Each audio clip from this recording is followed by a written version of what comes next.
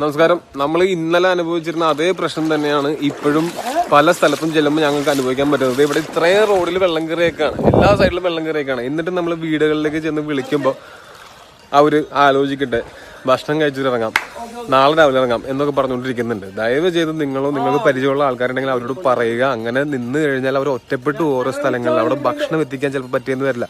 ഈ വെള്ളം ഇപ്പോഴത്തെ അവസ്ഥയിൽ ഇവിടെ പുഴകളിൽ വെള്ളം കുറഞ്ഞിട്ട് പോലും ഇവിടെ വെള്ളം കൂടിക്കൊണ്ടിരിക്കുകയാണ്. ഇപ്പോൾ ഇരിങ്ങാലക്കുടയിലുള്ള ഒരു പോത്താനി എന്ന് പറഞ്ഞ സ്ഥലത്താണ് ഞാൻ നിൽക്കുന്നത്. ഇതേപോലെയുള്ള പല സ്ഥലങ്ങളിലും വെള്ളം കയറിക്കൊണ്ടിരിക്കുന്നുണ്ട്. ചിലപ്പോൾ ഈ വെള്ളം പൊങ്ങുന്നത് നിൽക്കുമായിരിക്കും, പക്ഷേ ഫുഡും മറ്റു കാര്യങ്ങളും ഇവിടേക്ക് കൊണ്ടുവരാനായിട്ട് മറ്റു ആൾക്കാർക്ക് പറ്റിയെന്ന് വരില്ല. ദയവ് ചെയ്ത് നിങ്ങൾ ഈ വരുന്ന രക്ഷാപ്രവർത്തനത്തോട് സഹകരിക്കുക.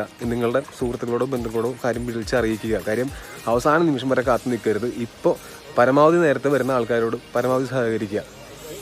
അതുപോലെ വീട്ടിൽ നിന്ന് ഇറങ്ങുമ്പോൾ മാടുകളോ അങ്ങനെയുള്ള സാധനങ്ങളിൽ അര കെട്ടഴിച്ചു വിടുക.